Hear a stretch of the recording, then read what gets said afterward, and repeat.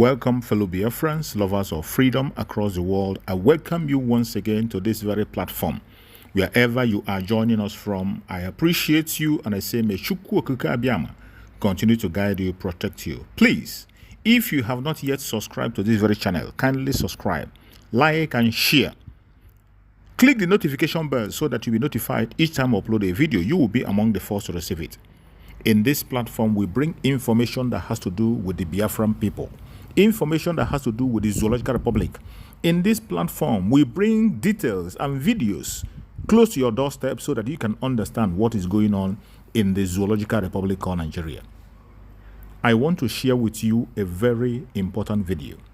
You are going to see the way politicians are playing their games in Nigeria. The same old people coming back to give solution to the trouble they have caused, to the destruction they themselves have caused.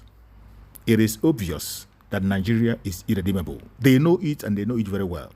The only solution to the problem of Nigeria today is that every region should go their separate ways. The Oduduwa should go their ways, the Arewa should go, Biafran should go, and the Middle Belt should go on their way. That is the way to make peace. Watch these politicians and see what they are saying.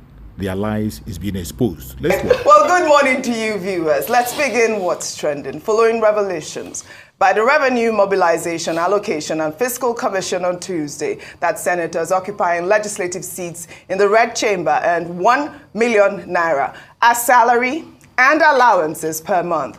A senator representing Kano South, Kwawu Somalia, on Wednesday countered the commission, saying that he receives 21 million naira as running cost monthly. The chairman of the Revenue Mobilization, Allocation and Fiscal Commission, Shehu Mohammed, had insisted during an Arise exclusive interview that according to the law, the senators earn 1.06 million naira monthly as salary and allowances. Well, let's take a listen before we come back for a discussion.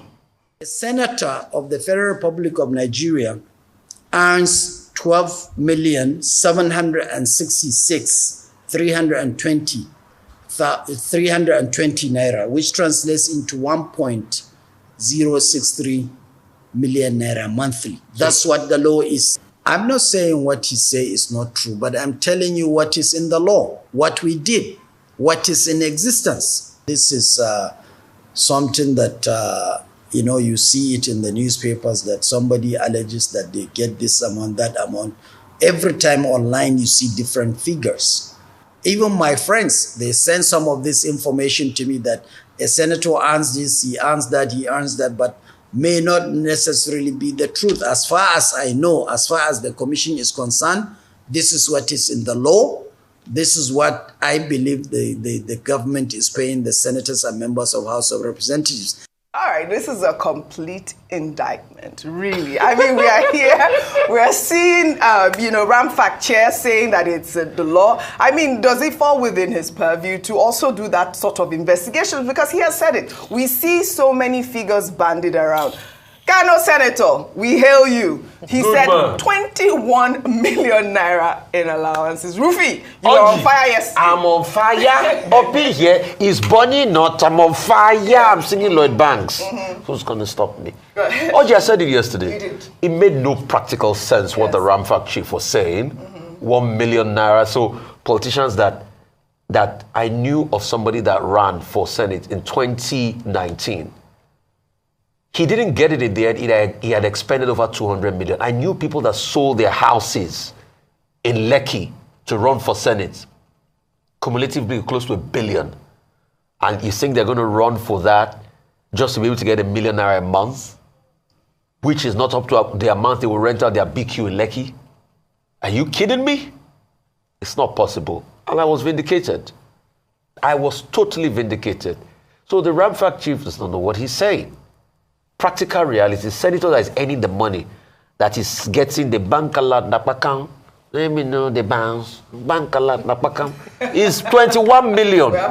But the shocking thing is, Oji, professors are earning less than $1 million in this country. We struggle to get 70,000 minimum wage. Doctors are earning far less, farmers are earning far less.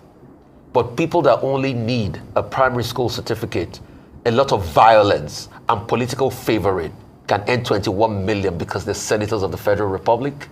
we need to rejig things because Absolutely. it's not sustainable. Absolutely. And the country can't continue to run this way. Absolutely. So, Audrey, also, I was correct. Yeah. That money is even chicken feed for some of their girlfriends. Yes. A man that earns 21 million can decide to give a woman 1 million. Well, I was listening to your newspaper review earlier. If you can pull up Daily Trust newspaper, what did that article say? If you can pull that up, I believe that they were saying senators' monthly pay hits 2 billion, and it also needs real scrutiny at this point. I think that Daily Trust did well in that with that caption, just to, highlight that plight. And we have been talking about cutting the cost of governance. The senators, something's got to give. I think that's my new language now for this era. Something's got to give. Well, Nigerians have been reacting to a Premium Times report alleging that a French court has authorized the seizure of 3 presidential jets linked to the federal government of Nigeria. 2 of the jets are said to be part of the Nigerian Presidential Air Fleet, which were reported to be put up for sale, while the third is an Airbus 330, which was purchased by Nigeria but yet to be delivered. Well, according to the report, the presidential jets were reportedly seized after an application by a Chinese company whose export processing zone management contract was revoked by the Ogun State government in 2016. A court had awarded about $74.5 million in compensation. I mean, which kind wahala be this? A lot of people have reacted on social media. Let me just take this from Okpeoluwa, who wrote, well, moving forward, if a state must go into an agreement, contract with a foreign partner, it must be sanctioned by the federal government or the OAGF, that's the Attorney General of the Federation. If the agreement must be cancelled, it must be with the explicit consent of the federal government and the OAGF. Which kind wahala be this? That was the tweet that I found. But the federal government at this point is having to, pay for what the state government has, accrued. But we need to hear from the Ogun State government as to the reason why that, Chinese contract was revoked. We also need to hear from the federal government as to what was supposed to have been done in order to avert this sort of embarrassment for Nigeria, according to the news that is being bandied around now. Yeah, this is an embarrassing story, and I have to give context that this happened in 2016, so it's not the current administration in Ogun State that's responsible for this. However, governance is a continuum. So whether or not it was in 2016, and this is why we keep emphasizing on leadership, because a decision made by a particular administration could have far-reaching effects even down the line, years and years afterwards, and this is what we've seen here. The award of over $70 million as a result of that failed transaction was actually done by an independent arbitrary court, and this was done that they should pay. They were owing because of the way their transaction wasn't honored, and the fact that an agreement wasn't honored according to the contracts that had been agreed by both parties. Years down the line, sometimes we feel that when it comes to judgment and courts, the way we do it anyhow in Nigeria, whereby you can choose to honor or dishonor a particular judgment, you can do it in international bodies. It's not the same anywhere. And so now these 3 aircraft are being held as almost collateral, and the judgment is that until Ogun State honors and pays the bailiff to the tune of about $76 million, they won't release the aircraft. And now the federal government is suffering from a decision and bad administration, bad judgment by a particular administration. This is not the only thing. Remember the P&ID case? We've had a number of cases like this where we almost bury our heads in the sand and then we have to pay years and years later for it. I can't imagine the interest that's accrued on this over the years, and now we are having to pay. Where is the money to pay for it, OG? This aircraft, the third one you mentioned, hasn't even been delivered. The other 2 went for maintenance. The third aircraft, which Nigeria is reportedly have paid over $100 million, is also being held to ransom as a result of this bad this contract that went so. So like you mentioned, we have to hear from the Ogun State government as to why they didn't, what happened. So we get the true picture of things, but to be honest, the court had ruled. So the court had the opportunity to hear both sides of the story and ruled in favor of Zhang Jun, which is a Chinese company. So maybe let's start paying off the debts. That's just the penalty. So they've kidnapped They've kidnapped They're holding them ransom. They're holding it. They're holding it. 3 jets. Three. Until you shake body. Yes. Just like that, Rufai. Is it the president when they want to go and say? Well, we don't know. I believe one of them that they said that has not yet been delivered is probably the one in contention. One of them. So they said jet, not yours. So what we bought in the kidnap? All right, $74.5 million is what they're asking. Well, according to the report. Well, speaking about court papers, the governor of Kano State, Abba Yusuf, on Wednesday said suspected hoodlums took away documents of alleged corruption cases against Abdullahi Ganduje, the national chairman of the All Progressives Congress, during the End Bad Governance protest. The governor made the allegations while addressing the damage done to the court on Wednesday. He described those who took away the court documents as enemies of Kano. Ganduje, who was a former governor of Kano, is facing graft allegations levied against him, as well as members of his family and associates. Wahala upon wahala upon wahala. Now they're saying that his court documents were stolen by hoodlums. I mean, we did see in Kano State, there were all those buildings that were being burned, even a library.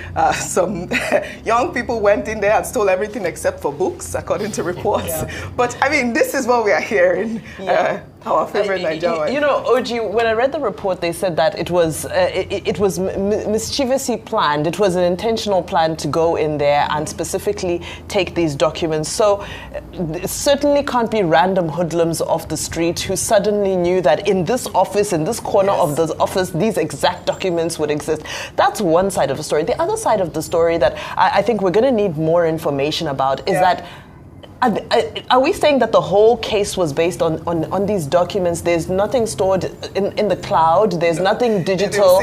There's everything is on hard copy and paper, and now it's gone. Is a very concerning development, concerning this. So when I saw the story, I just said, the thing is, historical antecedent says that when this happens, people get away with it, right? So now, sometimes there's a fire, sometimes there's a snake that swallows, all of these things recur. And the thing is, we move on so quickly and nobody looks back. So those documents must be found because he too, Abdullahi Ganduje, also needs to clear his name. Absolutely. There's these allegations I stand against him and his family, his wife and his son. Yeah. So efforts should be made to find these documents because he also is innocent until proven guilty. So he must have his day in court so so he should join with the government of Kano State to find these documents wherever they are with these mischievous alleged hoodlums who knew their way around the court. Really, you should join them to find Yes, so that he can clear his name. Favorite Nigerian wife has charged Abdullahi Ganduje and the governor of Kano State to find those hoodlums. So those hoodlums have to be found. Are you saying the efforts of the hoodlums should be in vain? Yes, of course. That is we have to find those court documents. Really unacceptable. Well, in another development, following public uproars, the Speaker of the House of Representatives, Tajuddin Abbas, on Wednesday withdrew the controversial counter-subversion and other related bills which prescribed a 10-year jail term for those who refuse to sing the newly reintroduced national anthem, Nigeria We Hail Thee. The National Anthem Bill 2024, reverting to the old national anthem, Nigeria Will Hail Thee, from Arise, O Compatriots, was signed into law on May 29th, 2024, to mark the one-year anniversary of President Bola Ahmed Tinubu, while many Nigerians criticized the move, saying it was a misplacement of priority, including activist Aisha Yusufu and former Minister of Education Obieze Kwesili, who vowed to retain the anthem, Arise, O Compatriots. The subversion bill had also included provisions for fines and imprisonment for other acts deemed subversive, such as defacing places of worship or undermining the federal government. Or users on social media argued that the bill is draconian and oppressive, while supporters believe it promotes patriotism. I mean, we have, talked about this bill at length, but it's good that, the Speaker has acknowledged the significance of the concerns of the people and, what the bill will signify, because he says that he's reaffirming his support, that he'll never support an action that will disrupt peace and unity from our nation. Let me take Aisha Yusufu's tweet. She wrote, will choose 20 years in prison than sing Tinubu's anthem passed by slaves masquerading as lawmakers in the National Assembly. She's insisting on her rights. Rufai. No, but it has to be said. You said something very profound that you heard on the radio today. You can't legislate patriotism. We encourage people to be patriotic, but you can also legislate patriotism. Yes. So you're asking, in a country where the lawmakers are earning so much, Yeah. what they are always concerned about is how to punish people that are showing decent, and you've never asked them the reason for their decent. They hurriedly passed the new national anthem bill as against every convention possible. People are showing dissent, so you can't engage with them in their dissent, so you're trying to look for a bill to be able to punish them. So if the bill had not leaked, you hurriedly pass it again, so that you will not bring it out and say it's in the law. If you don't sing it, will punish you. Why is it always against the people? These guys don't even know the history of what they call a parliament. Parlement, it comes from the French, means to speak for the people. But you are always speaking for yourselves and your big fat salaries. How many days have you put forward bills to solve the hunger and the poverty in the land? After the hunger protest, we thought these lawmakers will have passed the hunger bill. Then what do we see? We see a circus every time. This was the same government, and I'm by extension back to that story, but this was the same government that kept on saying, we know people are going to hijack the protest. So it's obvious that political actors hijack the protest now in such a way that they've burnt court records so that people will not be indicted for their crime. And nothing is going to happen about it. So why didn't the state go after those hoodlums? Why didn't they protect those documents? Just like what happened in former times where court documents were burnt in other parts of the country. They keep putting up this circus. They think the people will not ask questions. And they think it's by using force against the people. Everything is to suppress the people to their own advantage. You think a country will work this way? If you truly want Nigeria to work, why don't you do things that benefit the people? That's why the people don't trust you any longer. So for him to even have the nerve in the first place, with all the hunger and the poverty in the land, is to punish people that are decent, to show them because you're in power. Hey man, you forget power is transient? You think you're going to be there forever? Whoever sponsored this bill, Speaker of the House. the Speaker, you think power is forever? Don't you know it's transient? Where are the people that were there yesterday? Are they still there today? So it's always about bringing the people down. All right. You will account for it one day. Well, all right. He's done well, though, by withdrawing the bill. And I think that he's listened to the people. He's shown that he's listening. And I think, there would have been complete uproar. Breakdown, anarchy in the nation if, this sort of draconian bill is put out. But I wanted to talk about this story that has been trending all over social media. It's the story of the woman who was seen in a viral video destroying her husband's international passport at the airport. The story has taken a dramatic turn. On Wednesday, she was seen in a video being arrested by the immigration and taken to Abuja. Well, her husband has now released the video, shared on their family Instagram page, apologizing and begging Nigerians to understand that the incident was a stunt. Let's take a listen to what he had to say. What my wife told is not passport. Please be a blogger. When you are blogging, blog and blog well. Don't blog to spoil things. Please. She never torn my passport. She never spoiled my passport. My passport is intact. We are doing a skit. It's a skit. This is somebody's story of what happened that we are passing to the world. But I don't even know that maybe it will go to the way that the blogger will not take it to another standard. I believe the immigration have seen my passport, that my passport is intact. Nobody should just try and drag this thing to the mud, please. All right, it's now a skit, it's a stunt. Is the arrest also a stunt or a skit? Or what is actually going on here? The arrest shook him to truth. Honestly, I don't know how to use stronger terms, but this man and his wife, they need to be checked.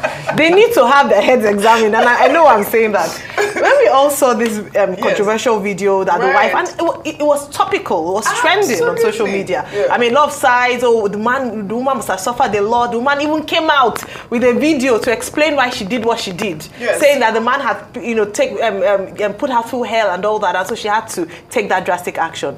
Then the law came calling, and then the stories changed, and then the man came with an appeal when they said they were going to arrest her, that it was a national asset. She shouldn't tear the passport, to explain one nonsense explanation that it was a skit, and then even had the audacity and effrontery to tell bloggers or reporters that you should do it properly. But maybe you should do things properly. If you look at the handle of the, because I have to go and check them out.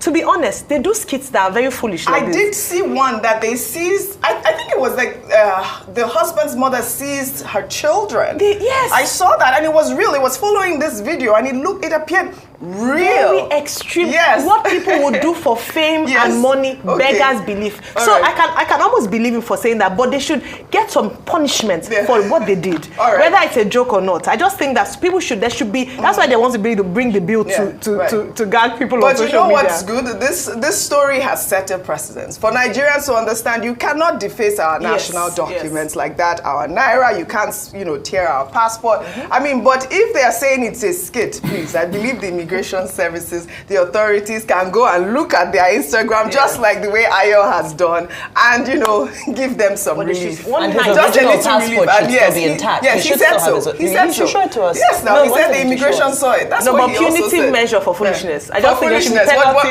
Maybe just a little one night. One night. My fellow Biafrans, after watching this clip, I want you to be the judge for yourself. Go to the comment section and write on the comment section, tell me what you feel about this. I thank God for the Prime Minister, Mazi Simon, the Commander-in-Chief of the Armed Forces of Biafra. Biafran people are going to defend themselves. If it's going to take everyone out to defend Biafra, we will do that. Till the last man standing. May Chukwu Okike continue to guide our Prime Minister, Mazi Simon. May Chukwu Okike continue to guide our Liberation Army. Biafra government, peace, progress, unity and equity. We move airborne. Thank you, as they say.